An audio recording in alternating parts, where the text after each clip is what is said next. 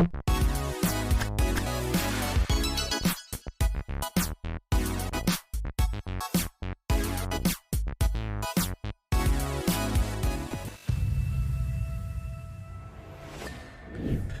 morning.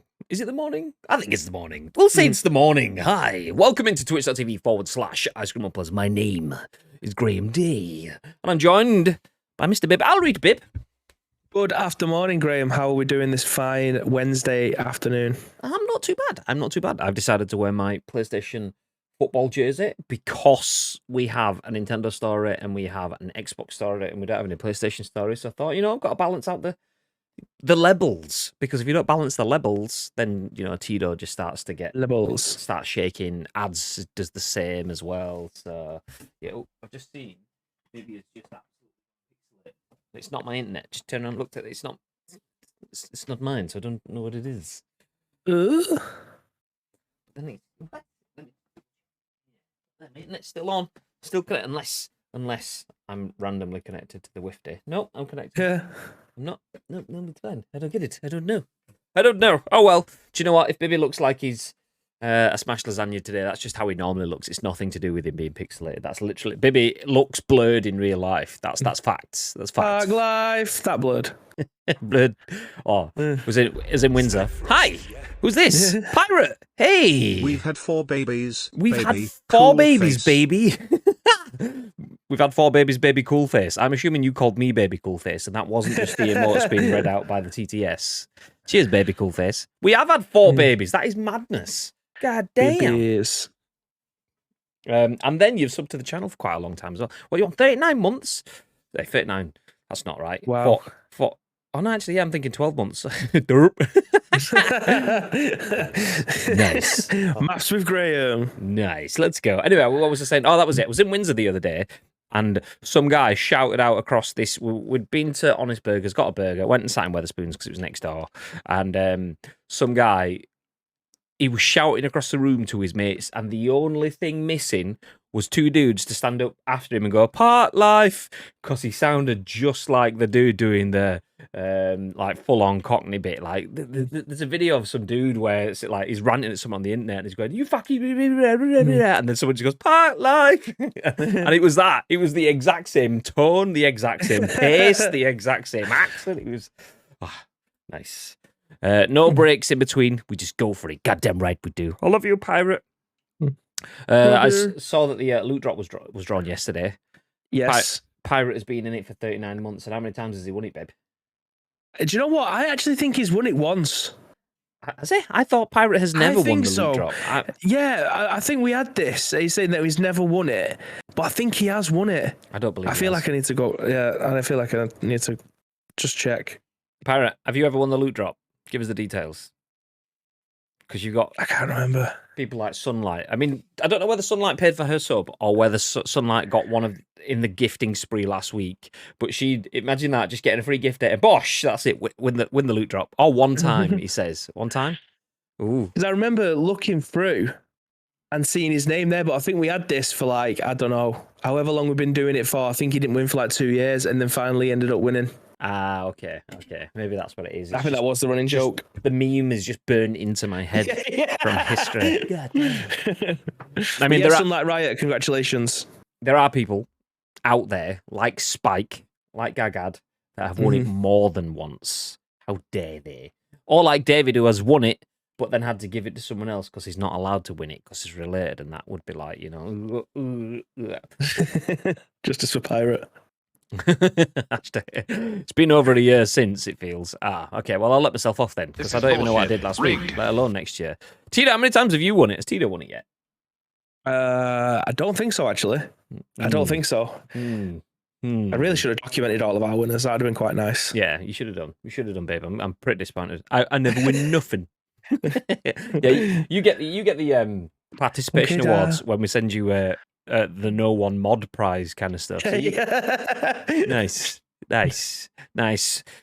Speaking of No One mods, the stream started with a mod in the stream. Lotus Alrit.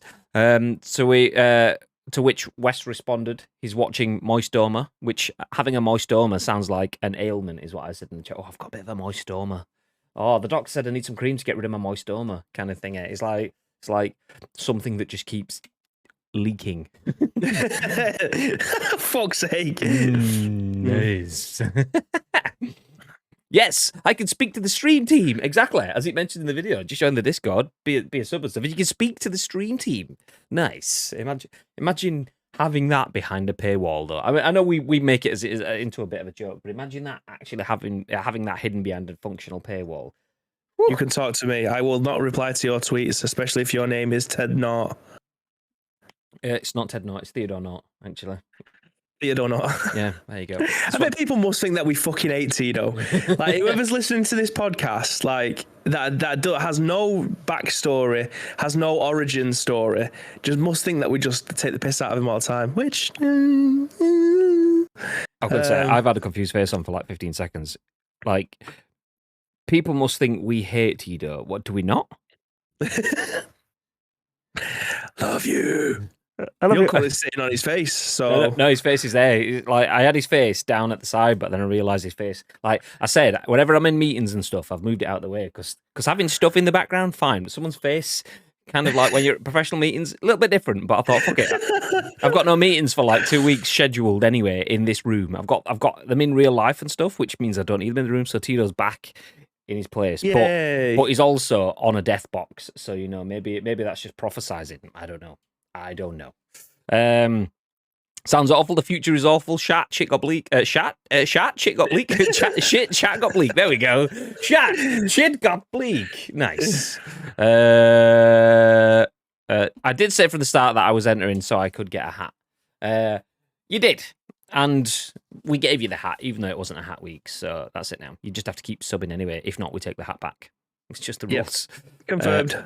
The sympathy vote, you mean? Yeah, that too. Hate is a very strong word, boys. It is. It is. I don't know. I mean, we could have said we severely disliked Tito, or even just disliked Tito, but we actively chose to use the word hate. Bacon Chin, how are you, beautiful man? It's been a long time. How are you doing? Yes. Are you well? Are you well? Last time we spoke, I believe you weren't entirely well. I don't want to say more than that because I can't remember whether it was public knowledge, whether I was commenting on public posts or whether it was chats. I can't remember. So are you good? I hope you're good. I hope you're fantastic. Nice. I do too. Not Tito, just you. Just you. Nice. So I'm only renting my hat. Yeah, exactly. For the price of one sub a month, you too can rent an ice cream and porch hat. Nice. It'd be like that thing, like, what was it in Japan or something? They had one of those like almost like Lime scooters campaigns, but it was like hire an umbrella, and people were like, get a £50 umbrella, but you can hire it for like £1 a minute or whatever. So people paid the pound for the first minute and then just disappeared and never came back with a 50 quid umbrella. Well, this didn't work out very well, did it? Good. Yes, man, I'm all good now, so nice. Good to hear it, good to hear it. Well, do you know what? We'll make you even better because we have tons of video game news for you. We're going to kick things off, starting with a look at the Nintendo Direct, which is confirmed for tonight. So we're kicking off with some Nintendo news. We'll then jump into more Nintendo news, as Nintendo briefly listed Zelda Tears of the Kingdom for $70 on the eShop. We'll then jump into Hogwarts Legacy breaking Twitch records on the first day of early access. We'll have a look at GTA 6 leaks direct from Take-Two's mouth. And then we'll finish up with a little bit of an Xbox chat. Xbox, there we go, nice chat, as Microsoft's new Xbox... oh my god. He's having a meltdown. I've changed that emote to say Xbox boss. It says insert coin on my screen, but there is nowhere to put the coin in my monitor. WTF. You just push really hard, ASAP. Keep going. No, don't really do it, because no, don't. Too late. Okay, someone get AC a new monitor, please. Thank you. AC, appreciate that, dude. Thank you very much. Legend. Xbox's new Stellar Shift controller. That's what I was talking about. Looks very ICU. We'll take a look at that one right at the end. You've tricked me. Oh, no. No comment. It was plain white tees, Bibster. There you go. There we go. Well done. At least Pirate knows. Do you know what I mean? Coming in and tell me exactly what I need to know. Just hit that. Love you. That old Google button. Maybe. Graham I appreciate it there. Graham has loads extracurricular of spare activities. monitors, don't worry. Yeah, he does. I don't know what you mean. I don't know what you mean. I mean, I would put on my rear camera. It doesn't work in this view, so I'll leave it. It's fine. Nice. Okay, we are going to kick things off. Nintendo Direct confirmed for Wednesday. Have you seen anything on this, babe? On what, sorry? The Nintendo Direct. Have you seen anything? Do we know what we're expecting for it? I opened up the article just to get the information because stuff like this I like to be able to talk about fresh off the press with you so I can be excited. I find it very difficult to be fake excited, Graham, as you may have been able to see in some instances in the past. So being excited about something is definitely something that I want to do off the cuff rather than reactive, do you know what I mean? Yeah. Speaking about getting excited, AKSHAY, chill out, mate. Gifting a sub to Bacon Chin as well. Oh, nice. You love to see it. Thank you very much for that. Bacon Chin, welcome back into the ice cream team, dude. Enjoy all of your beautiful, sexy emotes and your ad-free viewing. That's it. You get to watch the next 50 minutes-ish of the show, 45 minutes, whatever it is, without it being interrupted. I mean, I don't know whether that's really a positive or not, but we'll go with it as it is. Nice, let's go. Okay, the first article I will bring up on screen for you guys now is written by Andy Robinson at VGC, and it says the next Nintendo Direct is confirmed for Wednesday, which is today. The article was written yesterday, obviously. Nintendo will live stream 40 minutes of information, mostly focused on Nintendo Switch games. The next Nintendo Direct live stream will take place on Wednesday, February 8th. Nintendo has confirmed. The event will take place at 10 p.m. GMT and feature roughly 40 minutes of information, mostly focused on Nintendo Switch games. I think I can hear my voice coming back through your headset there. It's the gain is at 1,000,000%. So I don't know why it did, but does yours default back to when you turn the PC off? Does it always default back up to top? Because mine at home doesn't. Nope, mine doesn't either. Right, which is why the other week, like last week or whatever, we're doing something. I was like, okay, mine is up full, and I think that was just because I had an update. But generally, no, mine stays at. Like, I only have mine on 2 dots. Right. So, okay. Yeah. Is that better? Loud. Yeah, I can hear it. Loud. Nice. So the event, the Nintendo Direct, by the way, back into this, will take place at 10 p.m. GMT. That's 10 p.m. tonight in the UK, and will feature roughly 40 minutes of information. This is a quote, by the way, mostly focused on Nintendo Switch games launching in the first half of 2023, according to Nintendo. The last Nintendo Direct took place in September and featured Zelda Tears of the Kingdom, Pikmin 4, Fire Emblem Engage, and Graham just burped, nice. GoldenEye 007, apology for that. I did save you from the audio, so you know, you just got a pause, weirdly placed. On Tuesday, Nintendo reaffirmed its previously announced games planned for release this year. They were Kirby's Return to Dreamland Deluxe, February 24th, Bayonetta Origins, March 17th, Zelda Tears of the Kingdom, May 12th, and Pikmin 4, which is just in 2023, the entire year at some point.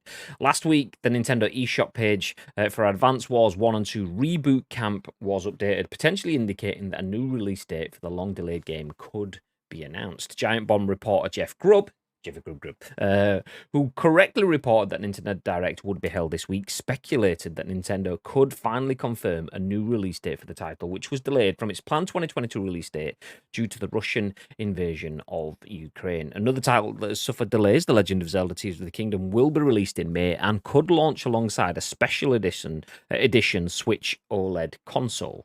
On Tuesday, Nintendo announced that it's now sold 122.55 million Switch consoles as of December the 31st. That figure means the Switch has now officially outsold the Game Boy, including Game Boy Color, at 118.69 million and Sony's PS4 at 117.2 million. Last year, Switch was already confirmed as the best-selling Nintendo home console of all time, beating Wii's 101.63 million. However, it's still got a long way to go before it matches Nintendo DS's 154.02 million units sold. If you're listening to this, that's just lots of numbers. It sold shitloads. I would not have been able to retain that information. Basically, the Switch is on course to be the biggest thing ever. Ish. Yeah, I went through that article yesterday and give the numbers in comparison to the consoles that it was currently beating or yet to beat. So hopefully, if people just listened to yesterday's episode, you'll have a better understanding. And if you didn't, you can check it back on YouTube right now or on Twitch in the previous streams. I'll check out the highlights if you want to get there super quick. Anyway, outside of Nintendo's own consoles, only PS2 has outsold the Nintendo Switch, which is 155 million. So the PS2 is the best-selling console of all time by 0.98 million. Imagine getting to 155 million and being in the front by 0.98. That's madness. God damn. Okay, should we go through this now, or shall I jump into the next bit of news then, babe? What are your thoughts? They are kind of relevant with each other, but maybe we dissect them out just for the sake of people being able to digest the information and our thoughts and opinions on them. That's cool. Okay, so Nintendo Direct confirmed for 10 p.m. tonight, Bib. Thoughts? Yes. Yeah, I mean, 40 minutes, it flies when you're watching presentations. They go so fast as it is. Unless, you know what, I'm not going to give them any more shit, but you, the conference, you know who you are. That kept us waiting and kept us there for way longer than we should have been. But yeah, this showcase, I think for 40 minutes, as much as I think we're going to see stuff from Zelda and from the likes of Pikmin, I don't know how long we're going to see them for. I feel like they usually tend to keep this stuff close to their chest for as long as possible. So I reckon there's going to be like 2-minute trailers for each of these games, and then like a long series of 30-second to a minute trailers for everything else. There might be like 40 trailers for all these indie games that might end up coming out. I know they usually have like an indie showcase as well.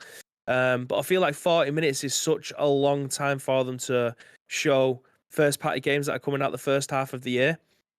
I feel like they've definitely got a lot of the things that they're going to be showing off. So I can't see them doing 5 minutes worth of Zelda unless it's like 30 seconds to a minute worth of gameplay trailer, and then like 6 or 7 minutes to the camera of what they're doing behind the scenes, how well they've done since they've had to delay it, and all the other reasons that are behind it.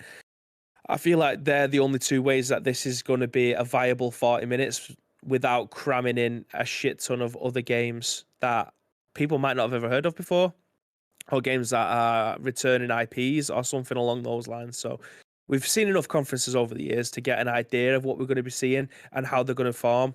And I do think that we're probably going to get at most 2 minutes worth of gameplay, even if it is gameplay and it's not just a trailer of Zelda, Tears of the Kingdom.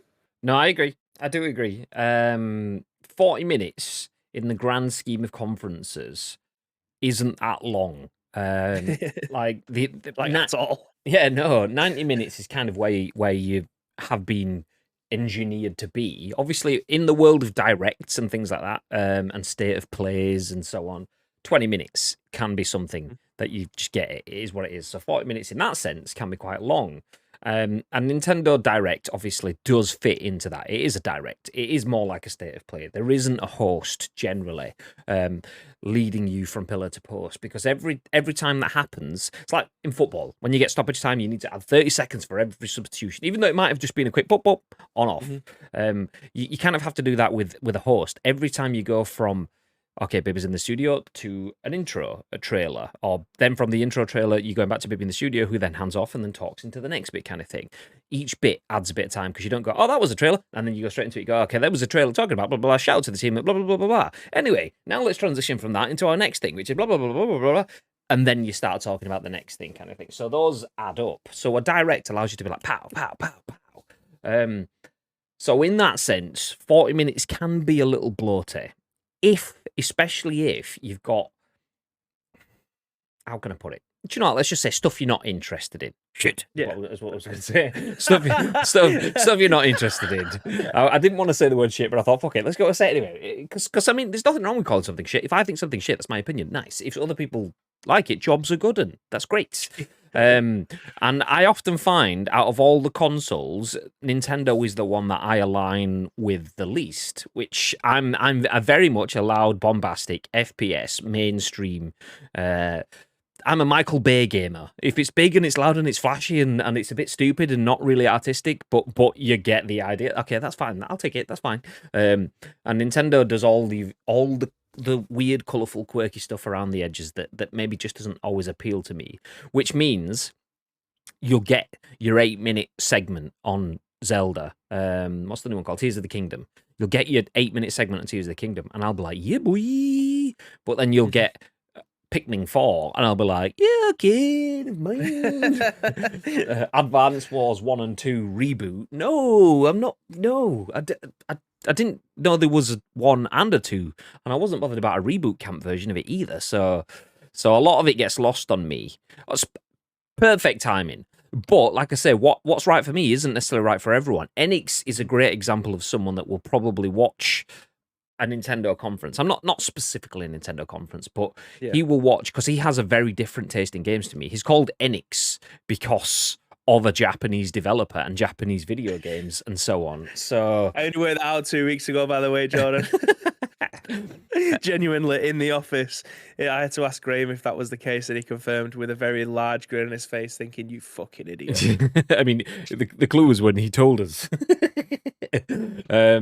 So yeah, like it is a pleasure watching conferences with different people with different tastes. So, like watching which one was it? Was it the Nintendo? I can't remember. We watched a conference with Enix on the stream, and seeing Enix's hype for games that I'm not interested in made them good for me to watch. There's nothing worse than watching a mainstream shooter guy sat next to another mainstream shooter guy watching a conference, because that means 30 to 70% of that conference, and that obviously that's a big change, but it depends on the conference. 30 to 70% of the conference is going to be naff. So you want people that have different areas. You want your token Nintendo guy, shout out to Luke. You want your plays all the crap games in the world, shout out to Babe. You want your mainstream Michael Bay shooter guy, hi, how you doing? You want different people with different tastes playing different games so that different people can have hype. And also that hype is not just open-ended hype. It's hype mixed with, yeah, I'm not really bothered. You get both. That's where the debate comes in, and it's cool. So, and that's where Nintendo's own conferences are really good, because I often watch Nintendo conferences knowing that 40%, if I come out with 40% of the games being something I'd be interested in, I see that as a win for me, because usually it's 20 to 30%. 40 minutes of content, if they're only spending, say, 8 minutes, I use that because 8 minutes is kind of like a production sort of milestone where you're going for in conferences. If longer than 8 minutes, you're starting to get into big segments. If you've got a 13-minute of segment on Zelda in that, it's a Zelda conference with other stuff. So that 8 minutes catches me, but Kirby and stuff like that, Bayonetta, closer to me, but probably still not there. Pikmin 4, no. So for me, it's as it always is. It's a conference that could have some good stuff nestled in there, but I'm probably not going to stay up watching this. I say stay up watching this. I'm probably not going to watch this while I'm streaming Crates with Mates tonight. I'm not going to go, whoa, okay, we'll pause the games. We've got 40 minutes of this to watch. I would rather play games with Lotus and Nietzsche and West and Beans and Neil and Phony and Bully and whoever wants to jump in, play some games. I'll play games with those rather than stopping for this, because 40 minutes is a good chunk of time. Exciting stuff. And you could get tons of games in there, because as you've seen previously, you're not just getting 8-minute segments. You will get 10-second clips. Logo reveal, pow, new game, bosh. 20-second logo reveal, first time, boom. So expect that sort of stuff in it as well. So particularly if you're a Nintendo fan, obviously you're going to watch it. If you're a Zelda fan, it's definitely worth a watch. And if you're just curious as to what else you could play on your portable consoles this year, then it's definitely worth a watch. For me, I will recap it tomorrow with Bib in the studio, and that'll be enough for me. Yeah, I did just see Chris Scullion post out his dream scenario tonight for the Nintendo Direct, and a lot of it is just stuff that you'd probably expect to see. Obviously, some new Metro 4 stuff. I don't think we are going to see that, but the Game Boy Switch Online he has mentioned, that would be very interesting to see that kind of thing on there. I mean, obviously we've got the Nintendo 64 stuff already on there, SNES and NES, and the Mega Drive. Is that coincidentally back compat, basically getting the old school catalogs via an emulation software? Yeah. So you can download them through the emulator, well, through the application, which just runs as the emulator. And if you've never accessed it before, you go through. It's quite cool actually. If you've they bring out, I can't remember how frequently they say they're going to keep on updating the catalog, but when you go to reveal a new game, it kind of does like a card turning thing. So it'll say new or coming soon, and then it'll do like a flip and it'll show you the cover art of that game, like the actual box art. You click it and then you can just go in and play through the game as it was. But Game Boy, I love the idea of that, because Game Boy is definitely one of the most used consoles in my life anyway, growing up, maybe not having access to the TV at all times, but being able to play the likes of ISS, for instance, on my Game Boy, or any Pokemon game or anything like that, or Castlevania, whatever. All of these on the Game Boy Switch Online. I don't know how easy it is for them to be able to get the games that we want to be able to see on there, though, because I don't know whether or not they have to go through like a licensing thing, because I imagine it might just be like Super Mario World or something like that on the Game Boy Online. We could play the SNES version of that, which is infinitely better. So yeah, I'm excited to see what could become of that and what games that we're going to be getting. See, I wonder if they've that's just the thing. not done that, because someone like me would be like, oh, I can play Pokemon Brilliant Diamond or whatever the new ones are called. And then I look at that and go, oh, actually, Pokemon Red on the Game Boy through the eShop. Let's go. Let's just play that. It's like, oosh. That's it. Would that be something that you'd be interested in doing, by the way? Ish, it would be, but then I'd think, okay, do I really want to do this? Because I can actually get my... I mean, I don't have my original Pokemon Red cartridge, but I do have my Pokemon Yellow cartridge upstairs, upstairs in the loft with my Game Boy Advance. So I could play it on that if I really wanted to, but I don't. So, like, I mean, there is the convenience of having it on the Switch, and the Switch is something that is in reach and doesn't require me going into the loft. So that could have a bit of appeal. But how does it work? Do you download it in the app, or do you have to be online? So like if I was to go away, I'm off to New York in the summer kind of thing, could I download it and have it and play it locally? If that's the case, then maybe so. Because that I can effectively finish that in my flights and traveling around and so on. Yeah, So. I think so. I haven't actually tested it, to be honest. I'm fairly certain you can, because it just downloads like through the app itself. So there'll be like the Super Nintendo app. It's like a red tile with the Super Nintendo controller on it. I'm not sure. Surely someone in the chat, like Jordan, for instance, might have a better idea of this if he has got his to hand and be able to just disconnect from the Wi-Fi on it or something and have a look for us. But yeah, like I'm fairly certain that you can. I'll just fucking Google it. How's about that? So whilst you do that, I will get set to jump into the next article. But first, in the chat you are. Tiny Yoda, welcome in. Hi, how you doing? Demos, good morning. Good after morning, dude. How you doing? Dr. Mike, I was chilling. I did see you get a couple of extra chickens after I'd started lurking as well this morning. I exposed Dr. Mike to the Flulaborg Jenny poops at parties. She is a party pooper video this morning for the first time. Someone in his chat mentioned party pooper, and I was like, hey, she poops at the parties? And I expected him to know what it was, just because in my mind, everyone has seen that video. But there you go. She poops at parties. I poop at parties, but how do they know that she poop? Does she poop with the door open? I was like, okay, let's go. Confirmed, by the way, yes, you can. You have 7 days from the moment that you disconnect from the internet on it, so long as you've got an active Nintendo Online account. Nice. So 7 days, get to my next internet spot, log back on again, jobs are good, and then 7 days. Even if you was to use the hotspot, yeah. As long as you're connected to the internet within 7 days, you're good to go. Nice. What do you want me to check? It's all right. We've got it, mate. We've got it. Do you know what? It, mate. You just sit yourself back, relax while we jump in to our next article. It sits pretty close to the one that we've just been through. So obviously we're talking about Nintendo Direct tonight. It could feature Zelda Tears of the Kingdom, which is pretty convenient because Chris Scullion at VGC has this news story which says Zelda briefly listed Zelda Tears of the Kingdom for $70 on the eShop. If not an error, it will be the first time Nintendo charges more than $60 for a standard Switch game.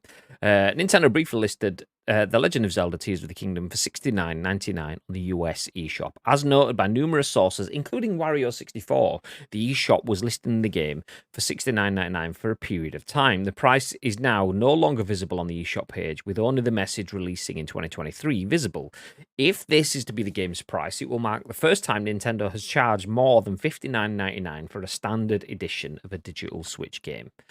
Twitter game sales analyst Benji Sales also noted that GameStop, Best Buy, and Amazon have all stopped taking pre-orders for the game. All three stores had been charging $59.99 for pre-orders before they were pulled. Should the $69.99 price be accurate, it's not clear whether these online stores will honour existing $59.99 pre-orders, although Amazon tends to honour the lowest price a product reaches during its pre-order period. Nintendo will host its next Nintendo Direct stream later today. Nice. We've talked about that already. Let's put the pin in that there. Mm-hmm. So, Legend of Zelda. Yes. Price has been leaked by Nintendo, potentially. Not confirmed, take it with a pinch. But this is the first time that Nintendo has hit the $70 price back. Thoughts? I mean, that's kind of standard nowadays, isn't it?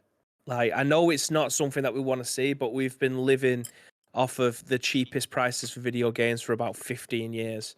They've not really moved with inflation. I mean, at this moment in time with the cost of living crisis, I hate to see anything go up. And I'm not justifying it 1 second here, by the way. I'm not justifying the fact that they can just whack £10 on top of it and everything will be okay. But we have been blessed with everything else that's been going on in the world in the last 10, 15 years that the game prices haven't really gone up. Costs of creating games has gone up exponentially over the last 15 years. Cost of making films has too. And that's definitely been seen in your local cinema charge. It's actually cheaper for me to go to Manchester, by the way, to go to View Cinema and watch a film for a £5 than it is to go to my local Cineworld, which I think is about 15 quid. 15 to 17 pound, and then obviously you want to get a drink and snacks. So for one person, it's like fucking 25 quid to go to the cinema. And that's to watch like a 2-hour film or something. So for a game like Zelda that you're going to be playing for well over probably 100 hours, I feel like 70 quid, you could definitely justify that. However, the cost will never come down. I think Breath of the Wild is still like 45, 50 quid to buy brand new, which is a hell of a lot. And they don't go on sale all that often. But I feel like when it comes to video games, again, we've been blessed. I'm not justifying it. I'm not saying that it's acceptable. I'm just saying in line with everything else, we've done really well to not have it been done sooner. Yeah, it's an interesting one because, like, when you've got your games like, and I'm wearing a PlayStation shirt, so I'll jump back into it. When you've got your Uncharted and things like that, and you've got 4K resolution, Super RTX, all this stuff, you think, oh well, 70 quid, I can see where it's going.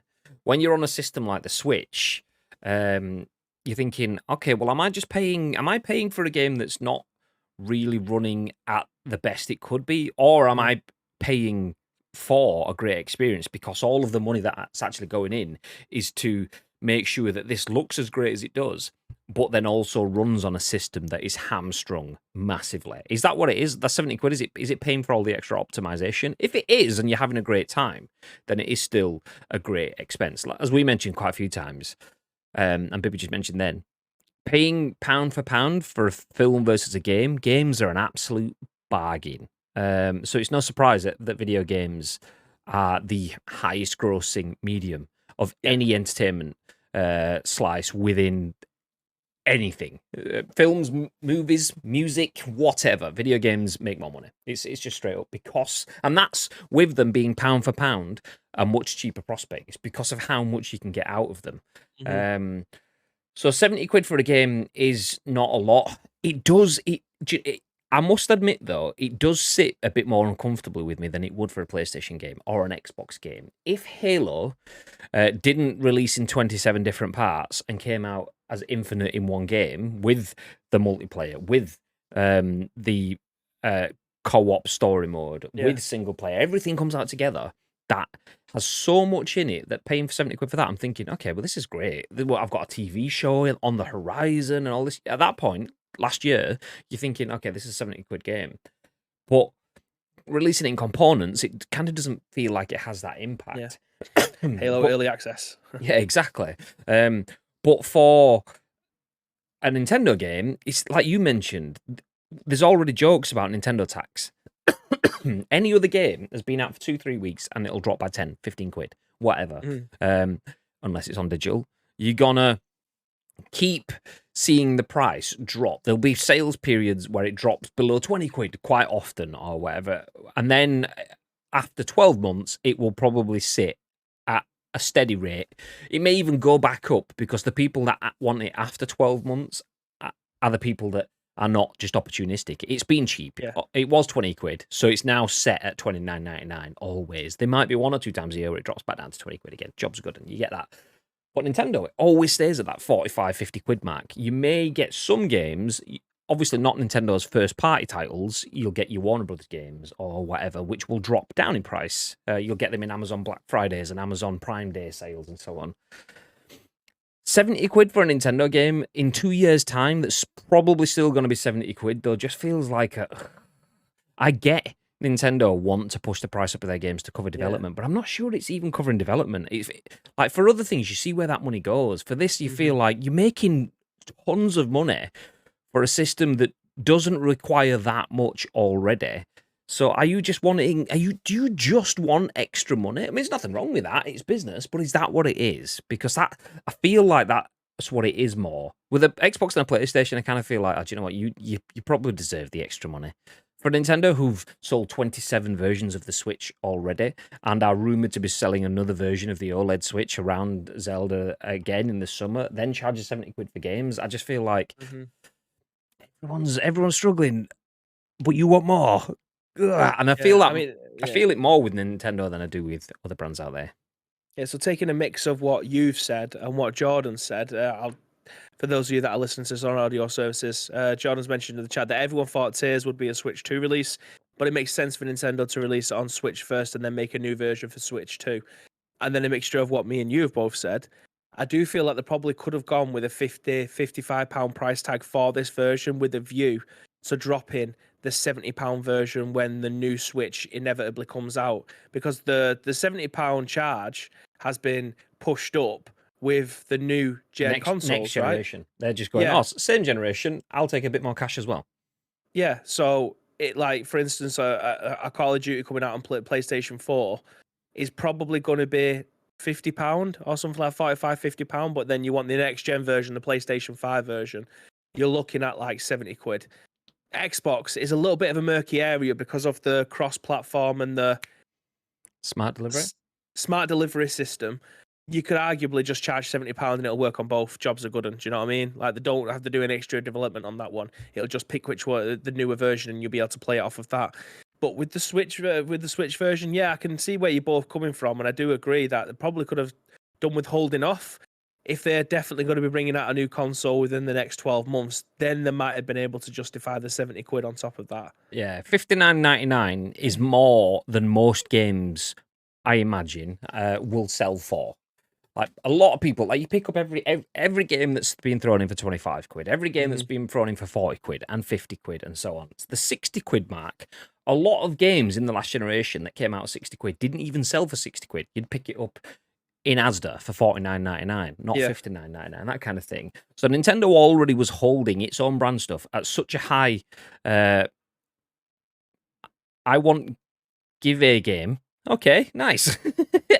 Nintendo already had its price point high anyway before that. They were already charging 60 quid when others weren't. They don't have any extra generational leaps to be contending with here. So that jumping up the $70 is, oh, well, everyone else is getting away with it. And that's the thing. I don't feel like others are getting away with anything. Others are earning extra revenue. Some people might feel like they're getting away with it. For me, I feel like it's earning revenue. If Nintendo start doing this, I feel like it's because they feel like they can get away with it. Yeah. And I don't feel like that with the other ones. So, yeah. I mean, at this point, I am glad that I am not a Nintendo gamer by default. Because the Nintendo tax is already there. And now it's just sitting there and will be ramped up even more. So it's not for me. I mean, I feel like the way that you treat a Nintendo console is literally a third-party system anyway. Because it's not that often you're not interested in the newer Pokemon games because they're not the first 151 represent. Let's go, baby. And I don't feel like the likes of Zelda, Pikmin, Mario Kart obviously does scratch the itch, but not as your main game. So I feel like the Nintendo Switch, in your instance anyway, is definitely a third-party system. Games that you would be happily play in your front room on your PlayStation 5, but if you are on a flight or you're on a long train journey, you're whipping out your Nintendo Switch and you're able to play those games on the go with a completely different save, obviously. That's the vibe that I get from your situation anyway. So I don't think you're the target audience for the £70 anyway, because the £70 is literally for like the first party games. I'll be very interested to see if the third party games end up coming in with the same price point. I think they'll price accordingly. Yeah. I reckon it'll still be between 40 and 50 quid. I reckon so. And I think there's a reason there. You get the idea that third parties will see exactly what we've just said. It's opportunistic. Oh, okay, we're charging more for a new system. Most third-party games are porting to that anyway. Yeah. So charging 40, 50 quid, 60 quid is quite a chunk for a port anyway. So they're probably like, well, we're quids in here there. So most third parties, I imagine, wouldn't push the price up there. So standards. Okay, we'll put a pin in that. So there is a Nintendo Direct tonight. It is very, very likely to feature Zelda Tears of the Kingdom. And that is also potentially likely to be $70, which is a chunk. If you're happy to pay for it, that's fine. For me, it feels like a steal more than other games. And I mean that as a negative way, not like a steal for you. I feel like they're stealing more than other developers, other parties. That's my opinion. I am sat here wearing a PlayStation shirt and would align with an Xbox and a PlayStation more than Nintendo. You may feel differently. Do feel free to let us know if you're watching YouTube, by the way, in the comments. Hi, how you doing? Next up, though, we will jump into a game that has a lot of people feeling a lot of different ways, and that is Hogwarts Legacy. We do have a news update on that, though. Andy Robinson at VGC has coverage which says that Hogwarts Legacy breaks Twitch record on the first day of early access. So amid significant controversy, Warner Brothers RPG attracted 1.3 million concurrent viewers. Warner Brothers Hogwarts Legacy, which released this week amid significant controversy, has broken the record for the most concurrent viewers on Twitch for a single-player game. On the game's first day of availability via early access, and that's only for those who purchase the 75 quid deluxe edition, can play before February 10th, which is obviously Saturday. So the Avalanche Software developed RPG, which had already topped pre-order charts in the weeks up to release, peaked at 1.3 million concurrent viewers, beating the 1.1 million record achieved by Cyberpunk in December 2020. According to Jinx.tv figures, only online titles Valorant, which got 1.72 million in April 2020, when me and Bib were playing it, by the way, that's about 80% us that, so GG's. League of Legends, 1.78 million in November 2019, and Fortnite, which got 2.3 million in June 2020, nice, have attracted more viewers for a single game. The viewership record was likely partly achieved due to planned Twitch drops, which gave viewers the chance to unlock late game gear early by watching 20 minutes of the official launch stream on Tuesday. Hogwarts Legacy, which is based on the Harry Potter series by J.K. Rowling, is releasing this week amid significant controversy around the publicly stated views of its author regarding transgender rights. The game is the subject of a boycott due to multiple public comments from Rowling perceived by many to be transphobic. For a full breakdown of the situation, we recommend this article by Glamour. I think that might even be the one that we've... Oh, no, it's not. No, it's not. I thought it might be the full write-up that we featured before, but it's not. The author's comments have inspired Harry Potter movie actors, including Leeds Emma Watson and Eddie Redmayne, to publicly voice their support for the transgender community. And one of the internet's largest independently owned video game forums, Resetera, banned all Hogwarts Legacy threads entirely due to what it called bigoted comments made by Rowling.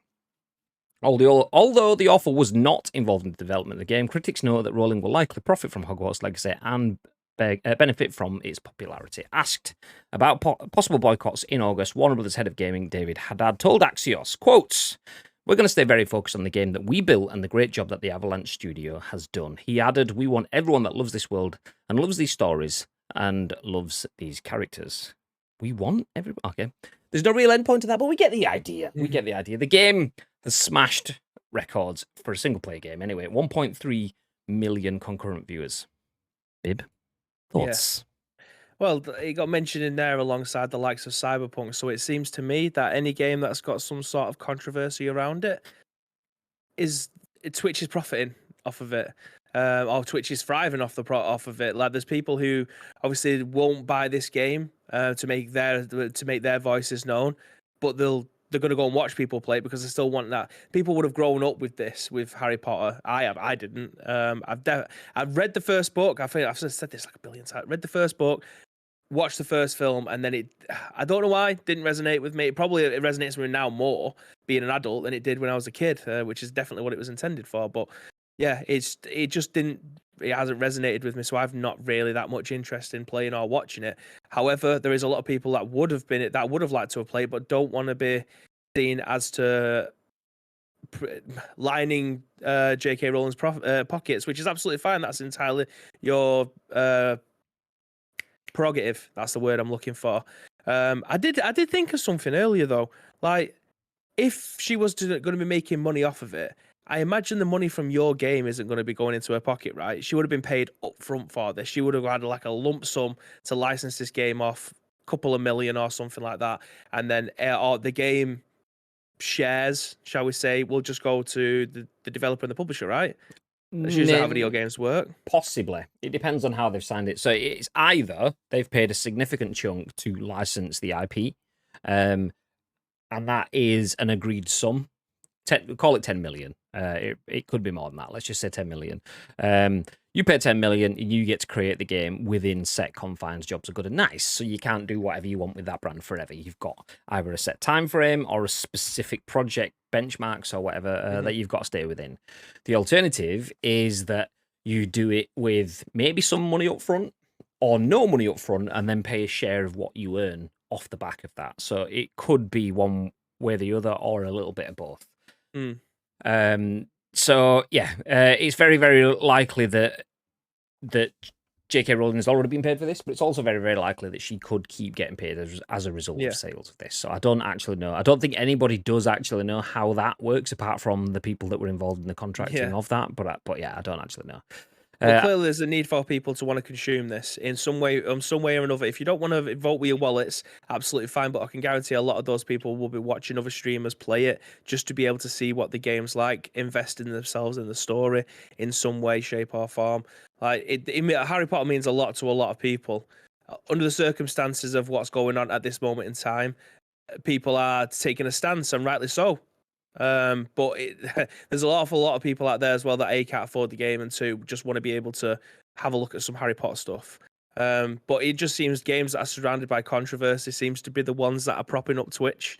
Looking at the last two controversial games that came out with Cyberpunk and this, waiting for the trilogy, waiting for the next game to come along and surround itself in controversy and see how well that does, because it seems to be a growing trend at this moment in time. Yeah. I mean, as David has said in the Discord, there is a big old chat going on about this. So if you do want to talk about this, the scoop section on our Discord has had a big old conversation. Obviously, some people feel strongly one way, some people feel not strongly at all. Some people may feel as strongly the other way. I haven't been through the whole Discord because there's a lot of messages within there. All opinions and stuff are welcome, by the way. We're not telling you what to feel. We can't do that. You can do what you want to do. But as David says, quote, as Eric Bischoff titled his book, Controversy Creates Cash. And it does, and that has been proven. Hogwarts Legacy, whether it's the greatest single-player game of all time, whether it's built on the back of nearly 30 years, or I say nearly, it could be more than 30 years, I don't know, 30 years worth of Harry Potter history that Potterheads have taken from being kids in school reading Philosopher's Stone, or Sorcerer's Stone if you're not in the UK, I think it's American name, whether it's that through films and TV, through people going to the Warner Brothers Studios tour in the UK, going to the Wizarding World in Florida or whatever. Is there one in California? I don't know. There's a million different ways that people could have interacted with this brand. That could have led to the success of this game. But what's very likely, as Bibi mentioned, is the fact that there is so much controversy around this. Controversy for good and bad reasons creates reactions and massive sales.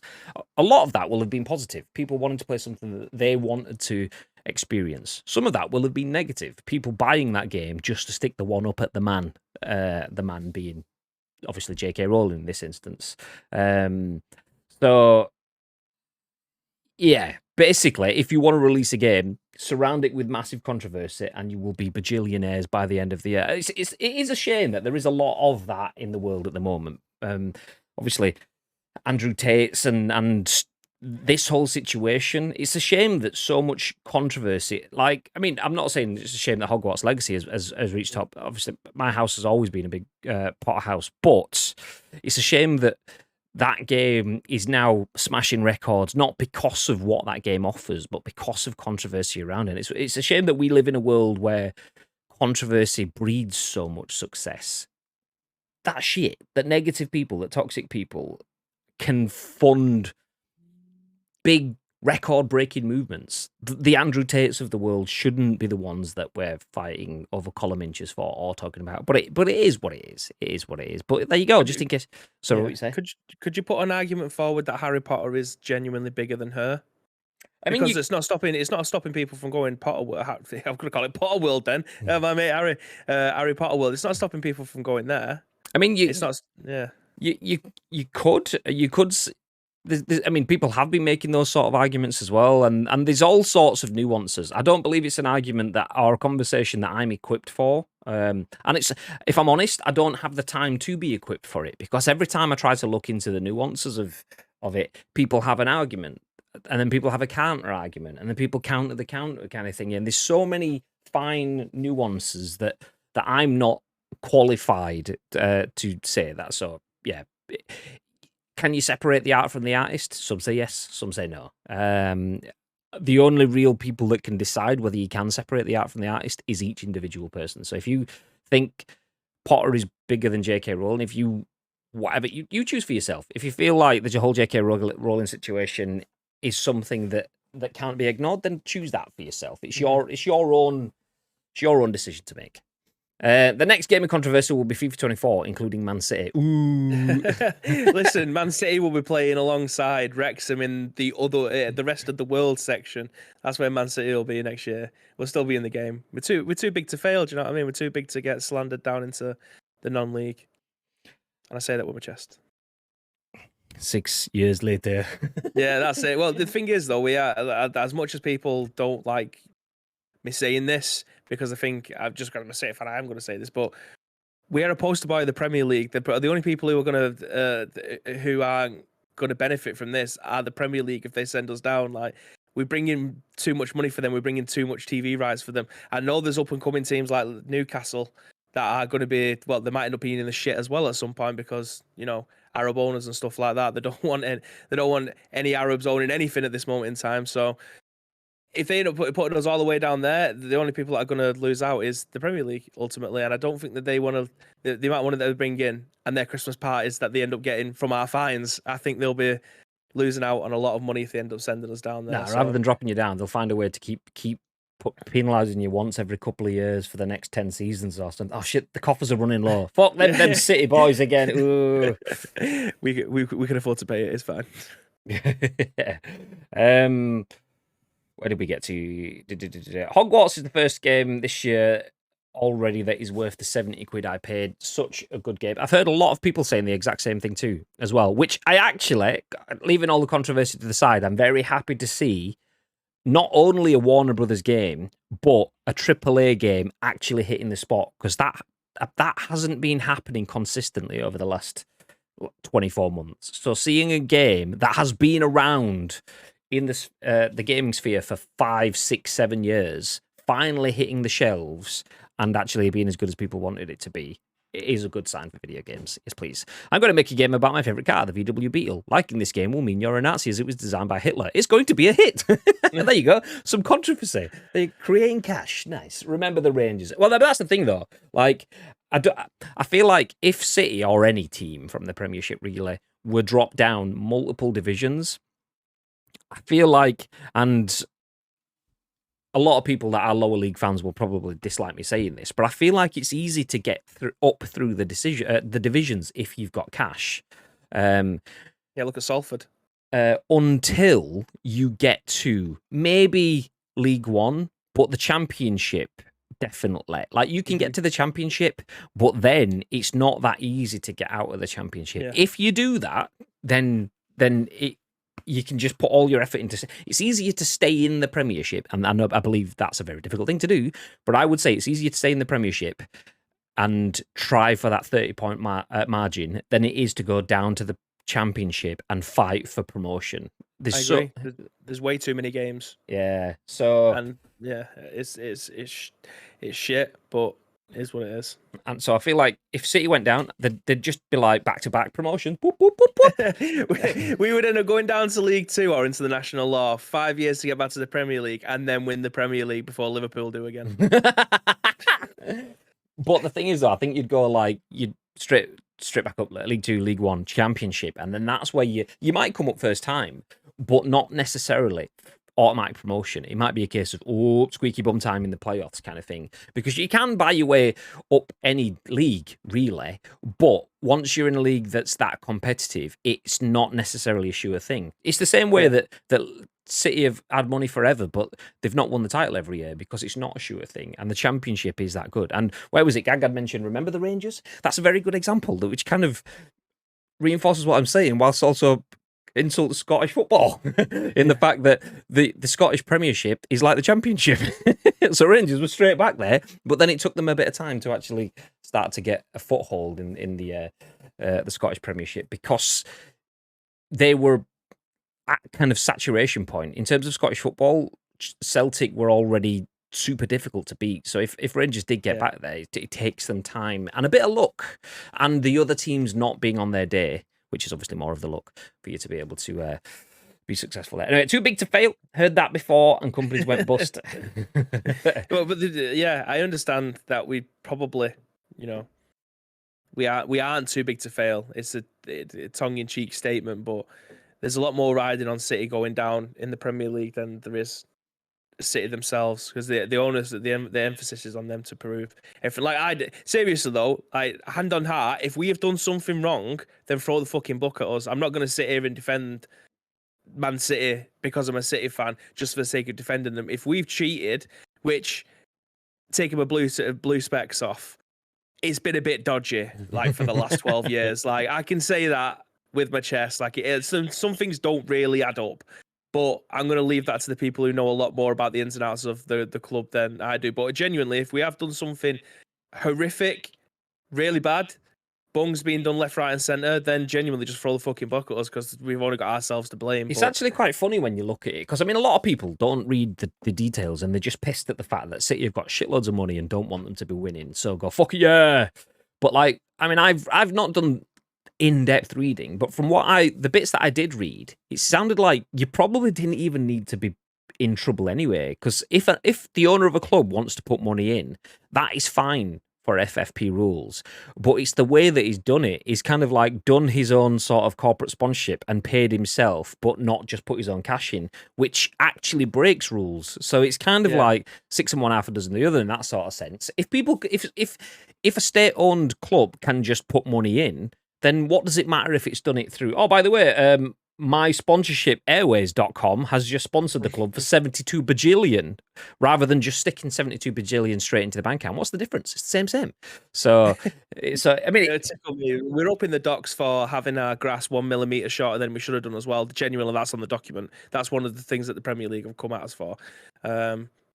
Regular maintenance around the ground or whatever else. Like, it's just a case of they've waited for all of this stuff to accumulate, and then a day before regulations coming from the government with the white paper stuff, they've literally just thrown it at us, and then over the next 4 years we can just keep on batting it away if we've been proved not guilty. They have to do this now. It was now or never, essentially, because when the government independent regulators come in, which City have been asking for fucking nearly a decade now, because we thought that the Premier League was corrupt. Again, I say we, I mean the general public and City clearly think that that the FA is bent.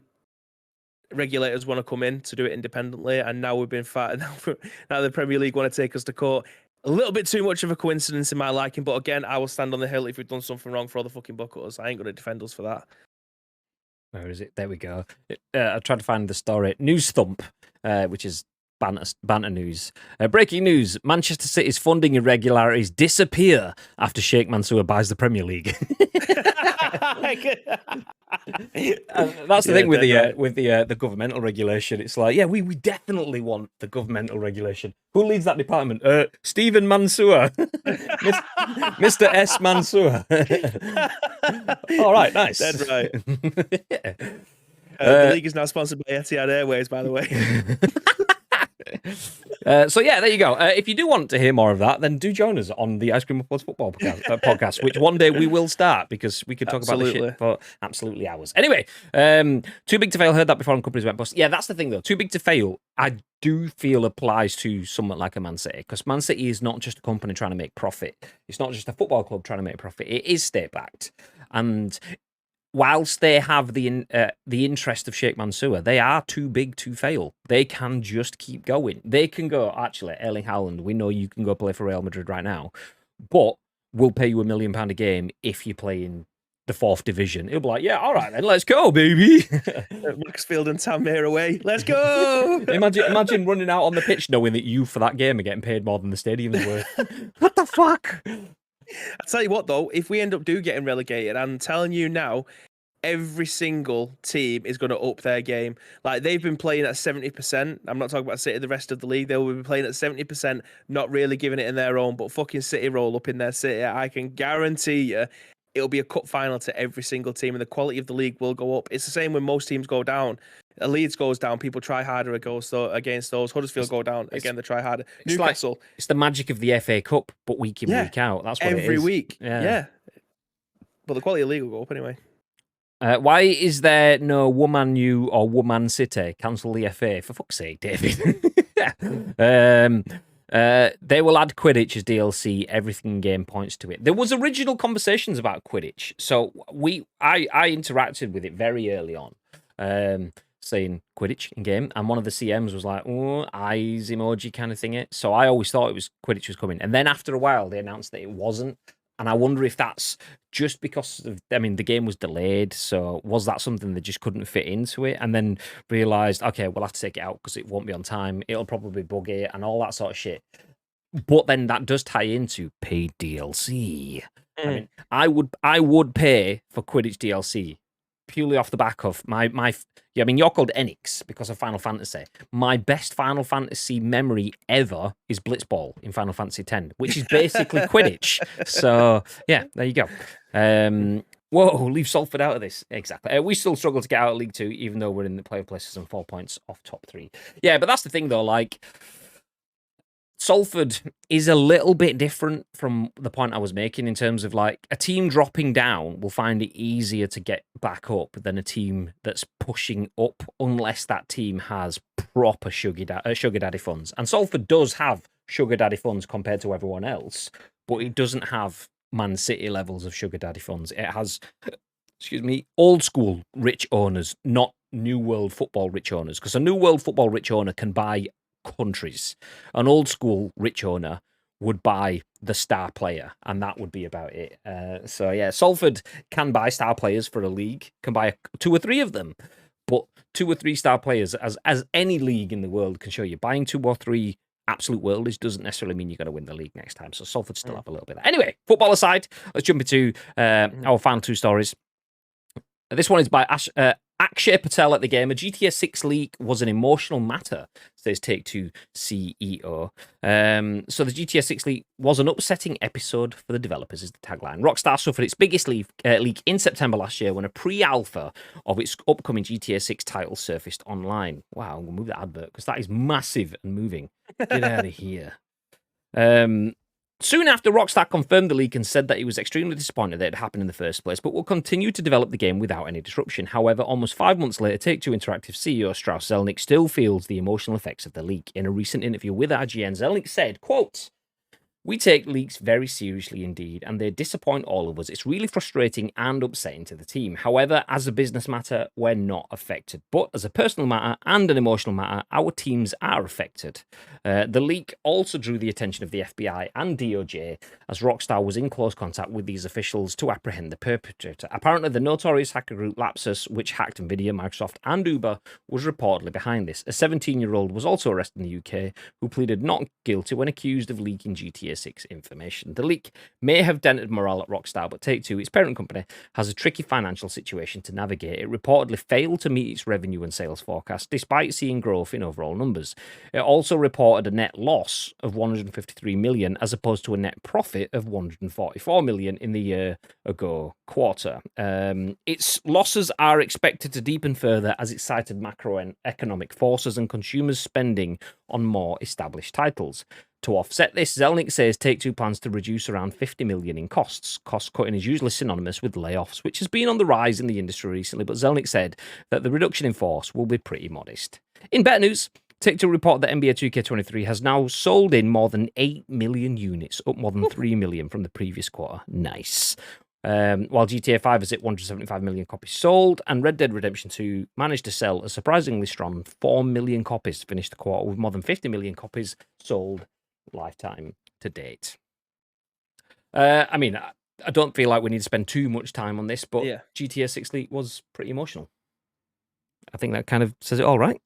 Yeah, it must be disheartening for the people who are working on it, because you want people to be excited by it, not too early. You want them to take the narrative yourself, don't you? You want to be able to drive your vision for this, whether or not it's someone creating the sprites for the game, creating the textures, or the person who's editing together the trailer that'll be announced for it. You want that moment where you're in a conference hall or alternative methods, i.e. presentations and showcases and stuff like that. You want to control the narrative. And when that narrative gets taken away from you, puts a massive dampener on things, doesn't it? It's like, why am I even bothering? Like, people have already seen our big reveal now, so what's the point? Yeah, imagine what we have been had stolen from us, let alone them. That hype of knowing. I remember things like a PlayStation conference. We've had The Last of Us. There was no noise of The Last of Us 2. I mean, I know we've had it now. We've had the part 1 and we've got the TV series, so we're in full-on Last of Us mode at the moment. But for anyone that hasn't seen The Last of Us, this is not a spoiler, by the way, there is a group in the games called the Fireflies, and it was at a conference. It was one of PlayStation's last E3 conferences, and they just showed you it was like looking at a rugged sort of road sign. The camera was panning across, and then you start to see a stop sign, and then the stop sign's got the Fireflies logo on it, and everyone in the crowd was just like, ah! Yeah. Because it wasn't mentioned, nobody was expecting it. Obviously, people tried to second guess, but nobody knew. It wasn't. There was no words. There was no leaks. Whereas now we've had that hype moment taken away from us. So not only is that shit for us, but imagine that being your hype moment. You've worked for 3, 4, 5 years at this point, however long it is. I don't know what the concepting stage / development stage or whatever is for a GTA game before it hits public spaces. But imagine knowing that you're working on an absolute mic drop, and then someone just shows a crappy version recorded off screen with a mobile phone. I know that's not what it was, but someone does that before you're ready to do it. It's just, that must be an absolute gut punch, that. Yeah. So you have to, especially for a game like this as well. Like, we're all super excited to see where the narrative of this game is. Like, I've seen a few of the leaks that got put out, but we don't even know if they're actually real yet. But this kind of lends itself towards it, don't it? That what we've seen probably is the real deal. But yeah, either way, I'm so ready for a new Grand Theft Auto game. Like, it might have spoiled what we might end up seeing from it, but regardless, like, I am 195% in. I need that game like now. Yeah. I want to be able to get it in my hands and play it. I'm bored of seeing more GTA 5 stuff. Like, the role playing stuff doesn't interest me, albeit some of it's quite fun to watch. But I need a new experience. I need to experience a new city, or a city from a past time, or new characters. Like, I need it, Graham. I need it. No, I agree. I'm very, very much in for another GTA campaign. I don't, like, whilst I enjoyed all of GTA 5's campaign, I played through it twice, I've actually forgotten most of it. I remember certain bits with Michael and Trevor and what was it, Franklin? Is that what his name was? Yeah. Franklin?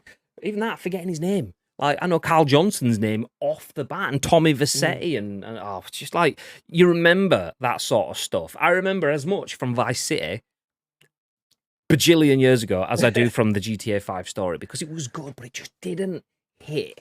And I want a GTA story that will hit that much, and I want the online world that I can jump into that's not already been completed by everyone. Because now I'm in a different world, being in digital content creation for video games. There are more people around me that I can play video games with online than I had when GTA first came out. And because of that lack of people around me, I've said it before, I jumped into GTA and just got rocket launched by some noobs. I was the noob, by some plebs.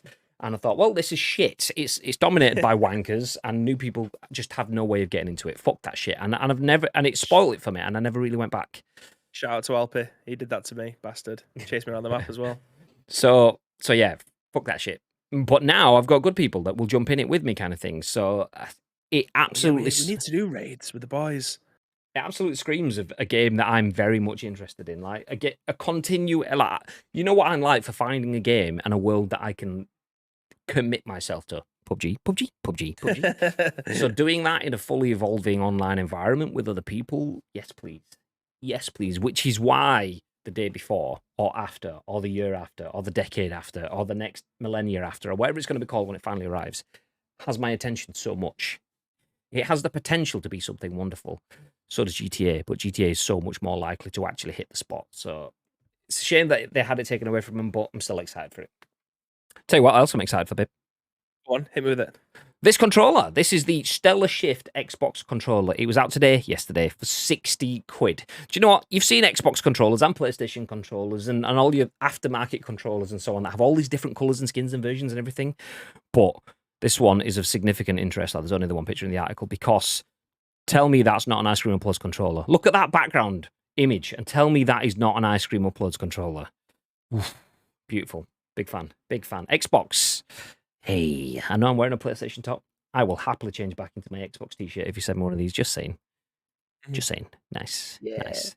Beautiful controller. It is. It's good. If you want to buy yourself an Xbox controller, it's out now. It came out yesterday for 60 quid, so do feel free to jump into that. We're not going to actually go run through the article. It's by Matt Wales at Eurogamer. You get the idea. We'll leave it there. For now, though, we are going to wrap things up. Reminder, I am back tonight, and I will be joined by the Triggermeister.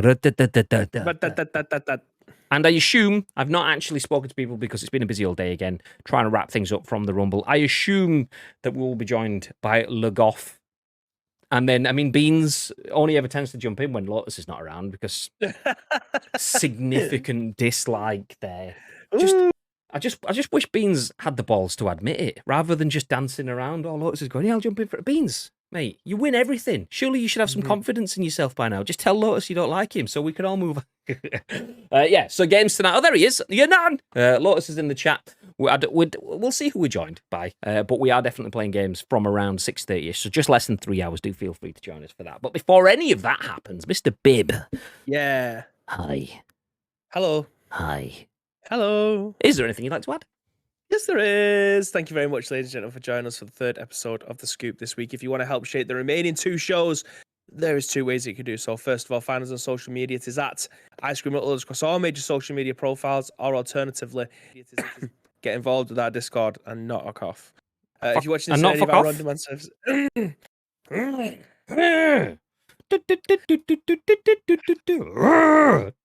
Oh, there's a Vesper in here somewhere.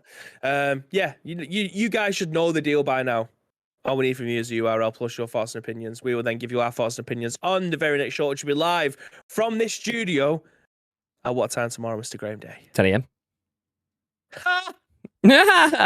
Ish. Do you know what? It has to be something like that though. If I'm going to be involved in it, because I have a 1, a 2, and a 4 p.m. appointment, so it pretty much needs to be that. If do you know what? I will get it sorted as soon as I come in tomorrow morning, so it'll be ready to go as and when you arrive. I do also have something else that's not booked in, but okay, we'll just run and try throw it out. If you need to run away once we've started, absolutely fine. I'll continue the show. It's not a problem. Yeah. So yeah, there you go. Do join us tomorrow morning-ish. Mornish for an early-ish scoop. Earlier than it has been for the last few weeks anyway, because afternoon's just busy as fuck. For now, though, do stay where you are, especially Enix, because he's gone for a shit. Do not move, Enix. Stay there and finish what you need to do. For now, though, we are going to throw up the end slate and we're going to throw down a raid on one of our friends, which is nice. I'd appreciate it. Oh, fuck, pressing buttons. I didn't even mean to do that. Fuck, no. Oh, well, let's jump back. I pressed it. We're still here, don't worry. I meant to just get my finger hovered over it. I absolutely smashed my finger through my stream deck. Fuck. Pow. Yeah, so stick around. We are going to drop a raid on one of our friends. We would appreciate if you didn't do what I did and just left super quick. If you just stuck around for just a couple of seconds and dropped in on those, that would be very, very much appreciated. Do you know what? I see MC Fixer's on. He's playing GTA. Maybe we're dropping on Fixer because he is playing some GTA and we've just been speaking about GTA. So maybe it would be nice to do that. Nice. So yeah, we're going to go say hi to Fixer. If you haven't seen Fixer before, he is good, people. He's playing GTA 5. He's basically the creme de la creme of GTA 5 RP. RPers. You know, somebody brought like 58 songs out last year. Madness. I did see him yesterday about like burnout and overthinking stuff like that. So that probably I would be 55 fucking songs. Yeah.